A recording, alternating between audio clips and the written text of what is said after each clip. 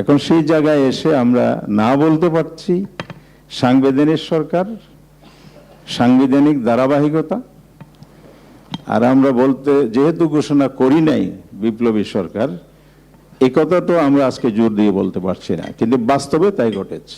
সকাল থেকে আমরা যে আলোচনাটা করছি এটা একটা ধারাবাহিক আলোচনা। গত বৃহস্পতিবার, এরপরে আবার মাননীয় চিফ অ্যাডভাইজারের নেতৃত্বে আরেকদিন, আজকে তৃতীয় দিনে আলোচনা হচ্ছে। বিষয় একটাই, জুলাই সনদ কিভাবে আমরা বাস্তবায়ন করতে যাচ্ছি সেটার প্রক্রিয়া উদ্ভাবনই হচ্ছে এই আলোচনার বিষয়বস্তু। আলোচনা তো বেশ হয়েছে, আরো আলোচনার দাবি রাখতে পারে যদি আমরা কনক্লুশনে পৌঁছতে না পারি। এখানে সুযোগ আছে, যেহেতু কমিশনের মেয়াদ বৃদ্ধি পেয়েছে। আমরা সরকারকে এই জায়গায় ধন্যবাদ জানাচ্ছি যে আমাদের মতামত ছিল, অনুরোধ ছিল, সেটা রক্ষা করেছেন। কমিশনও ঐক্যমতে পৌঁছার জন্য চেষ্টা করছেন। আজকে তার সাথে নতুন সংযোজন যেটা আমরা দেখছি, এটা স্পেসিফিক প্রস্তাবনা আসছে, যেটা লিগ্যাল এক্সপার্ট কমিটির পক্ষ থেকে উপস্থাপন করা হয়েছে। এখন আমরা কোনটা বেছে নেব, কোন জায়গায় গিয়ে উপনীত হব, ভিন্ন মত এবং প্রস্তাব এখানে আছে। যেহেতু ভিন্ন প্রস্তাব আগে থেকেও আলোচনা হয়েছে, আজকে আবার রিপিট হয়েছে, এখানে কমিশনের জন্য একটা সিদ্ধান্ত পৌঁছার জায়গায় বলা যায় একটা কঠিন অবস্থায় আমি বলছি, আমার অবজারভেশনটা দিলাম। কিন্তু এর আগে আমাদের আলোচনার একটা বিতর্কের অবসান হওয়া দরকার আমি মনে করি। পারবো কিনা আমরা জানি না। সেটা হচ্ছে, আমরা সাংবিধানিক সরকার বলছি বারবার, সংবিধানের ধারাবাহিকতা বলছি, আবার ভিন্ন মত আছে। সাংবিধানিক সরকার না গণ অভ্যুত্থানের প্রেক্ষিতে জনগণের অভিপ্রায়ে গঠিত সরকার? সাংবিধানিক সরকার হলে তার ডেফিনিশন কি? তা তো অবশ্যই প্রত্যক্ষ ভোট হবে, পার্লামেন্ট হবে, মেজরিটি যারা যেই দল নির্বাচিত হবে তারা সরকার গঠন করবে। সাংবিধানিক সরকার তো এটাই, সংবিধানটা এর বাইরে আর কোনো সরকার পদ্ধতির কথা বলা নাই। সেই কারণে আমরা এটাকে যদি সাংবিধানিক সরকার বলি তাহলে এটা সঠিক হচ্ছে কিনা।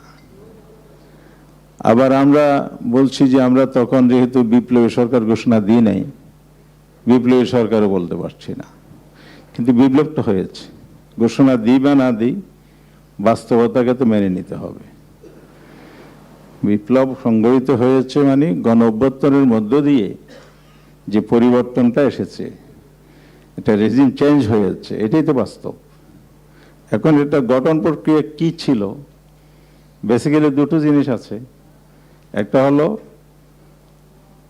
106 এর যে আপনার অ্যাডভাইজারি জুডিশনের মধ্যে যে সাজেশনটা এসেছে, তার সাথে তার উপরে আছে হলো জনগণ অভিপ্রায়। এখন কি সরকার গঠন আগে হয়েছে না অভ্যুত্থান আগে হয়েছে? অভ্যুত্থান জনগণ অভিপ্রায় হয়েছে বলেই তো এখানে সরকার গঠনের প্রশ্ন আসছে। তাহলে এই গণ অভ্যুত্থানটা আগে, জনগণ অভিপ্রায় আগে, জনগণ পরিবর্তন চেয়েছে, পরিবর্তন হয়েছে।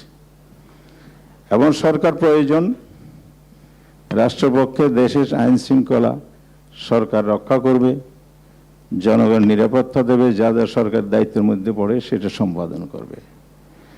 এখন সেই জায়গায় এসে আমরা না বলতে পারছি সাংবিধানিক সরকার, সাংবিধানিক ধারাবাহিকতা, আর আমরা বলতে যেহেতু ঘোষণা করি নাই বিপ্লবী সরকার, এই কথাটাও আমরা আজকে জোর দিয়ে বলতে পারছি না, কিন্তু বাস্তবে তাই ঘটেছে। সেই স্পিরিটের জায়গাটা আমাদের ধারণ করে যদি আমরা আগাই, তাহলে জনগণের অভিপ্রায়কে সামনে রেখে, যেটা সরকারের মূল ভিত্তি, নৈতিক ভিত্তি বলতে পারেন, আইনগত ভিত্তি বলতে পারেন, এটাই মূল। বাকিটা সাপ্লিমেন্টারি হয়েছে। সেটা ঠিক না বেঠিক এ নিয়ে কথা যাই থাকুক না কেন, ওটা একটা ঘটনা ঘটেছে। আজকে আমরা যদি সেই জায়গায় এসে সংস্কারের আলোচনা শুরু করি, তাহলে আমাদেরকে সাংবিধানিক সরকার এবং বিপ্লবী সরকার দুইটার মাঝখানে এসে একটা অবস্থানে পৌঁছতে হবে। না হয় আমরা আসলে সঠিক সিদ্ধান্তে উপনীত হতে পারবো না। ওই আলোচনার মধ্যে ঘুরপাক খাবে, কোনো আসলে কাজ হবে না। এই জন্য আজকে 106 এর যে কথা বলা হচ্ছে, 106টা কোনো আইনগত ভিত্তি এই জায়গায় সংস্কারের জায়গায় হবে কিনা, নাকি এটাও চ্যালেঞ্জ হবে, না পরবর্তী গিয়ে এটা নানা ধরনের জটিলতা সৃষ্টি করবে। এখানে যাদের কাছে যাওয়ার আমরা প্রস্তাব করছি, সুপ্রিম কোর্টের কাছে, ইন্টারেস্ট অফ কনফ্লিক্ট এখানে আছে। কেয়ারটেকার সরকার ব্যবস্থা ফিরে আসলে তো এখান থেকে তো চিফ জাস্টিস হবে, সংস্কারে তো সেটাই আমরা বলছি। প্রধান বিচারপতি, কেয়ারটেকার সরকার ফিরে আসলে এখানে কেয়ারটেকার সরকারের প্রধান কে হবে? আমাদের প্রস্তাবনা যেগুলো আমরা দিয়েছি ঐক্যমত, তাহলে এখানে কনফ্লিক্ট অফ ইন্টারেস্ট আছে। আবার কেউ কেউ প্রেসিডেন্ট হওয়ার স্বপ্ন দেখবে, এগুলো আছে।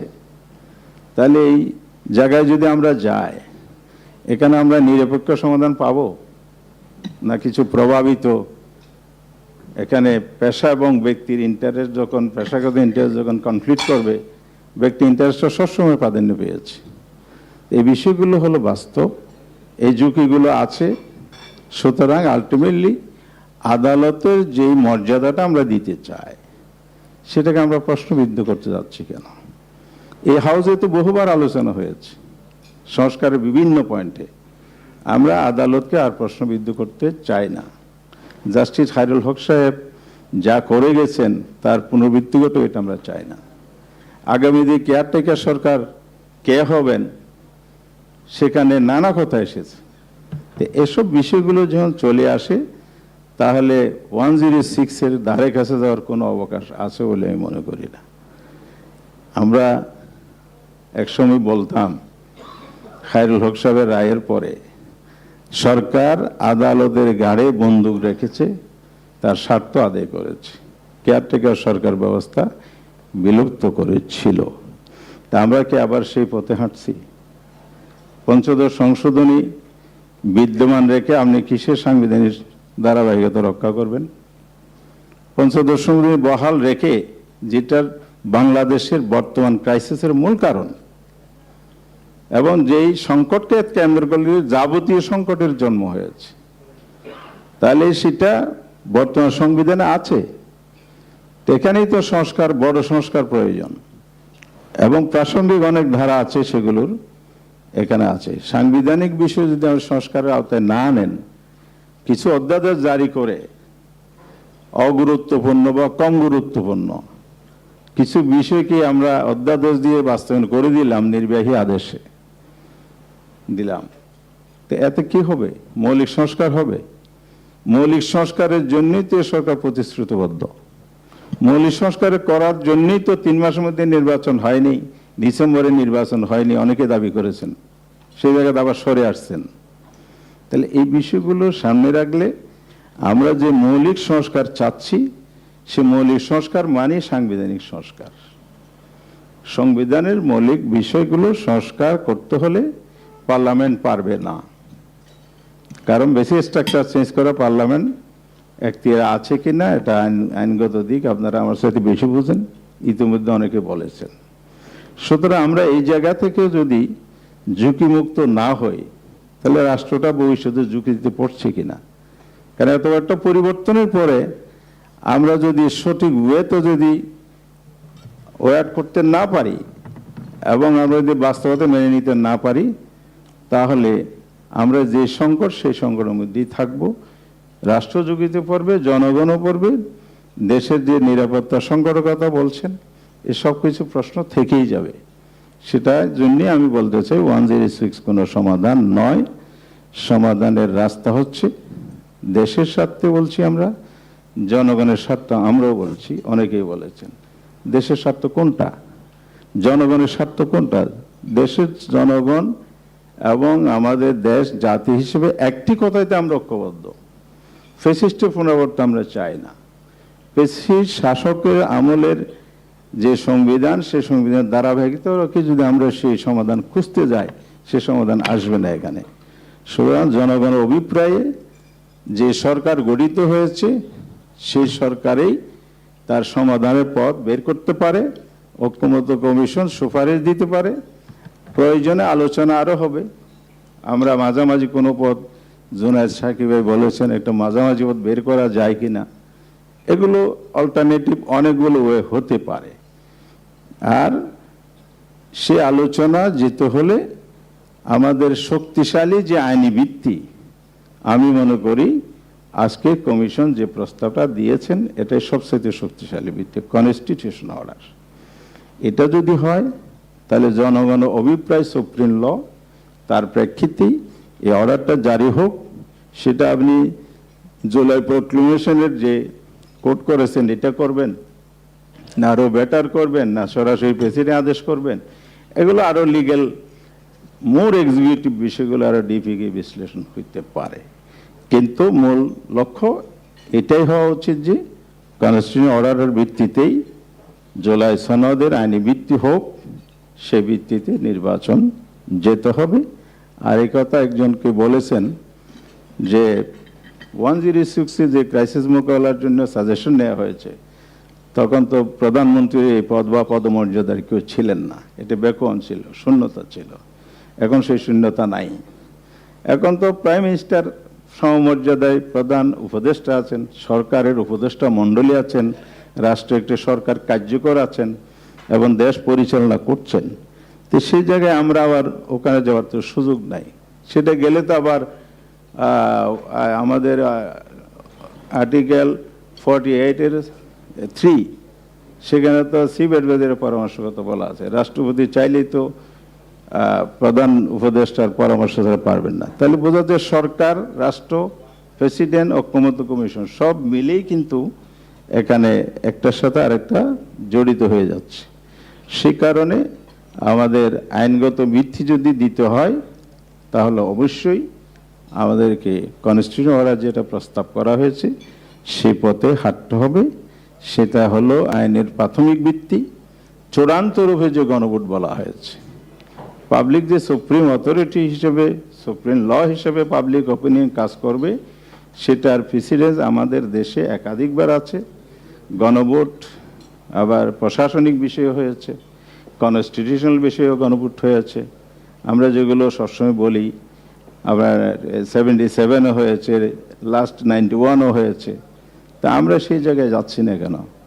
জনস্বার্থ যদি কাজ করি, জনগণের তো উইলটা আমাদেরকে দেখতে হবে। জনগণের যদি অভিপ্রায় দেখতে হয় তাহলে গণভোট হচ্ছে সবচেয়ে শক্তিশালী ভোট হবে, যেটা পরবর্তী কোথাও চ্যালেঞ্জ হওয়ারও সুযোগ থাকবে না।